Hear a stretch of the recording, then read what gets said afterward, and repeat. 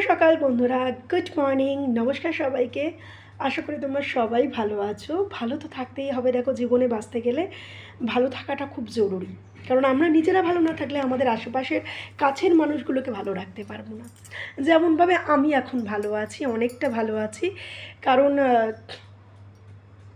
কিছুদিন আগেও তোমাদের বলেছিলাম যে কিছু তো একটা চেঞ্জেস, কিছুটা একটা নতুন আমার জীবনে আসতে চলেছে। হ্যাঁ, এক্স্যাক্টলি তাই।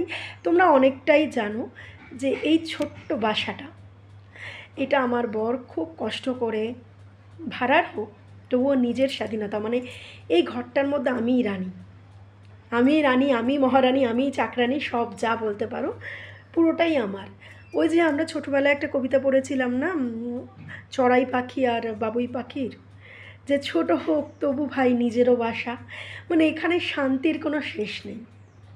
এখানে নিজের মতন করে আমি নিজেকে রাখতে পারি, নিজের মতন করে প্রত্যেকটা জিনিস আমার মনের মতন করে সাজাতে পারি। তো যাই হোক, এই সারাদিনের ক্লান্তির পরে যখন 5টা মিনিট সময় পাই না, 5টা মিনিট তোমাদের সাথে কথা বলি না, কিন্তু একটা মানে দৈবিক তৃপ্তি একটা অনুভব করি। জানে যারা এই জিনিসগুলো অনুভব করেছে তারা জানো এটা মেয়েদের অন্যরকমভাবে বলতে হয় না।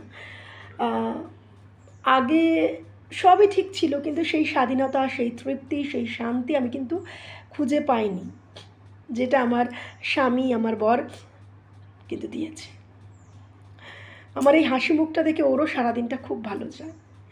আর যখন আমি আমার স্বামী সন্তানকে নিজের মতন করে গুছিয়ে আগলে রাখতে পারি, তখন আমারও একটা পরিপূর্ণতা অনুভব করি, স্ত্রী হিসেবে, মা হিসেবে।